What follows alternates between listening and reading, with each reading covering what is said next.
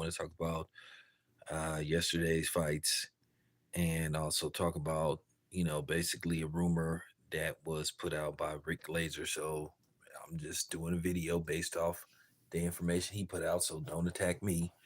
So, yeah. So let me start with um, the fight with KSI and and Tommy Fury. Um, just watching these guys, watching them fight, watch how they, conduct themselves, from everything.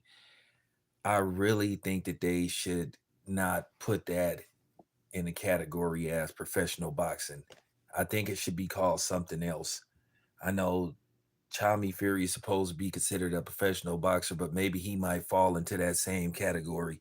I think they need to call it something else because at the end of the day, you saw before that previously, you saw Logan Paul fight in a one-sided fight where basically the dude didn't want to do nothing, and then him and his brother talking this big time cachet stuff like they just setting the world on fire, like they fighting the best competition out there. But at least Jake Paul finally admitted that me and my brother, we be manhandling these MMA fighters. So basically, to me, it comes across they don't have no real desire to fight an actual fighter. So why are they getting called professional boxers when to me that just doesn't come across as professional boxing?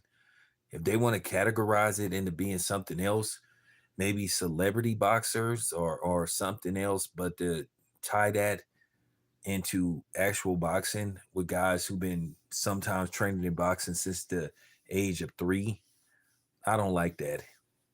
I don't like that at all. And then for them to basically come out of nowhere and start training at age 20 and, put together a couple of fights and say that they're professional boxers, I don't know about that. That's all I'm saying. I say it's along the lines of the WWE and then, actual boxing is somewhere in between because these guys are carefully, and I mean extremely carefully, picking their opponents. So that's why I have a big problem with this. But that fight with KSI and Tommy Fury, that fight is not worth watching again just to try to analyze the fight because basically nothing happened. It was just a whole bunch of grabbing and, you know, missing and basically posing and all this stuff. I mean, at the end of the day, KSI, he blew an opportunity because basically he just was just standing there loading up, trying to land one shot on Tommy Fury to hopefully end the fight. And at the end of the day, you could see it coming. And then it got to the point, well, dang, man, is you really trying to fight or pose? And like I said, you could see that punch coming a mile away. He looked like Brave Bull, or what was that dude's name? Super Macho Man from Mike Tyson Punch Out. So it just got to the point to where I was like, I'm glad this was only 6 rounds, man, because 2 more rounds of this, I would have like lost it. And it's a good thing I didn't pay to watch that fight. If you paid to watch whatever that was, it was just a travesty. I like KSI as you know, a content creator, but just watching that fight, it was just to the point like this is just unbearable at times. And this is why I have an issue with this. And I really wish they would stop calling this professional boxing because it's something else. It's not professional boxing. And don't come on here and say I'm a hater and all that kind of stuff. I'm just telling the truth. I'm just voicing my opinion. If you are triggered by me saying this because you some Jake Paul or Logan Paul or KSI extremist, then that's on you. That's your problem. But don't expect me to water down what I'm saying just to please you and make you feel better about yourself and being a fanboy. Because I'm not gonna do it. So I don't know what that was that I saw or witnessed witnessed yesterday because it definitely wasn't a fight. Tommy Fury's uh, ring walk, or basically him entering the facility, was better than the fight with the The I think that was a Lamborghini or something. So, there you have it, man. So let me move on from that. I spent enough time talking about that. I spent 5 minutes more than I should have talking about that fight, but I basically gave you the most excitement you would have saw in that fight. So, okay. So Genovic had a fight, and now he is a two belt holder. He has the WBO and the IBF. Good for him. Now the question is with Genovic, it comes down to the guys he's fighting. But some people gonna say, well, he's fighting the best guys available, and we all know the politics that's going on the opposite side of the street. While he has two belts, well, the remaining two belts is on the other side of the street. You have Lara with um he has the WBA. I don't know if he's super or regular, and then you have Charlo, who is the WBC.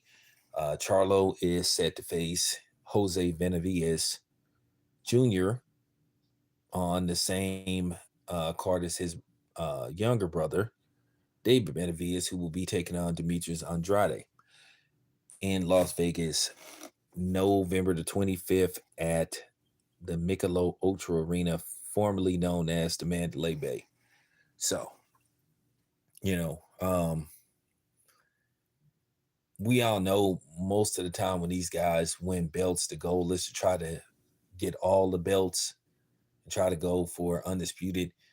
But we all know the history of the politics, and this is why the PBC is in a position that they are now because of unwillingness to try to make the best fights available that could help both companies out, that could help basically top rank out and the PBC, and basically give the fans some of the best fights that could be made, but they refuse to do so.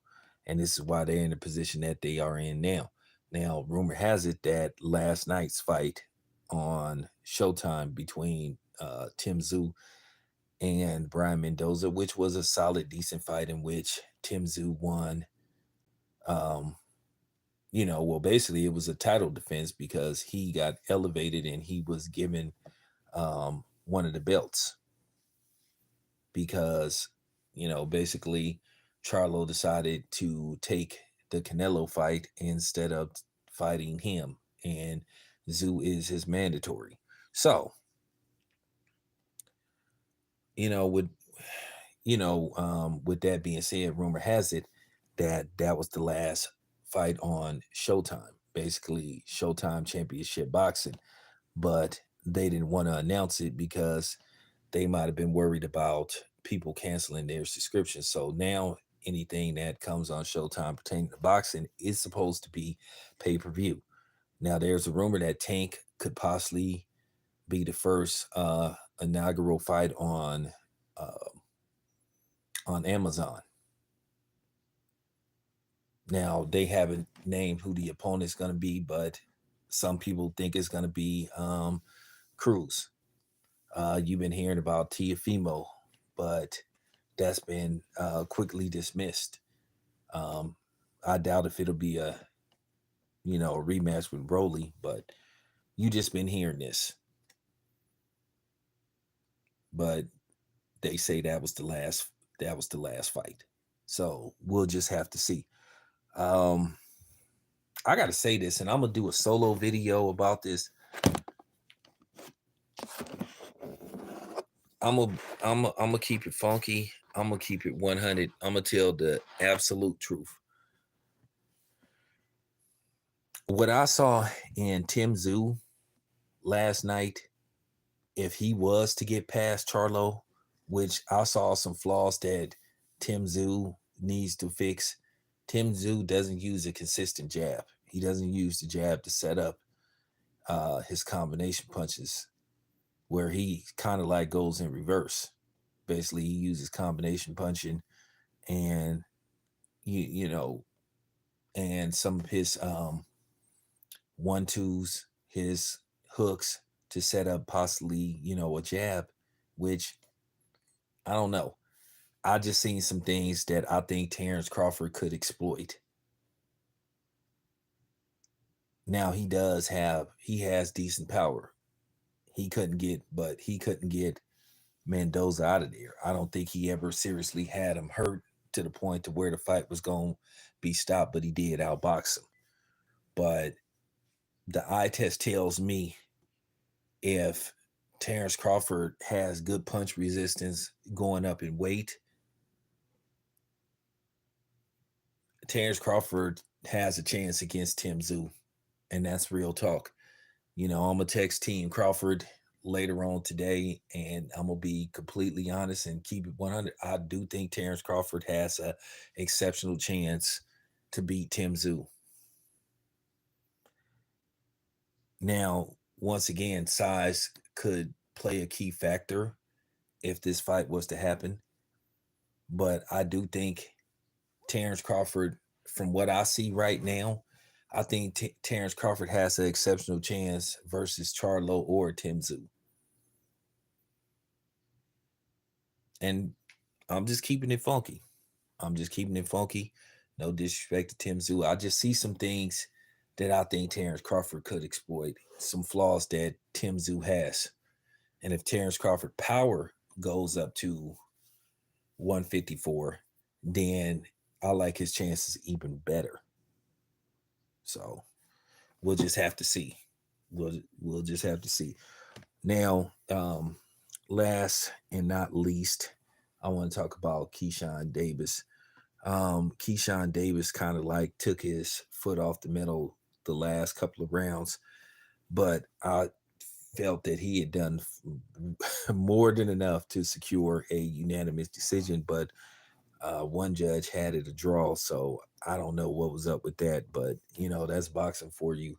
A lot of times you get scores to just have you scratch your head. You've been seeing this for a while. You've been seeing this for a long time. So you know, I thought he did exceptionally well. I thought he boxed exceptionally well. Um, Still some things he need to work on, but I do think he is. I do think he's the goods though. I just think sometimes he gets a little bored. Sometimes, you know, in the ring, and I think sometimes it causes him to get, a little lackadaisical, and then he doesn't put forth you know, the effort he needs to like just bag the fight. Just put it in a bag and seal it, you know what I'm saying, and just seal it up. But that's about it. That's about it though. So I just wanted to do a quick stream. That's all I got to say for right now. So finna shut it down for a few hours, but I'll be back with more. Anyway, this your boy Town. I'm out.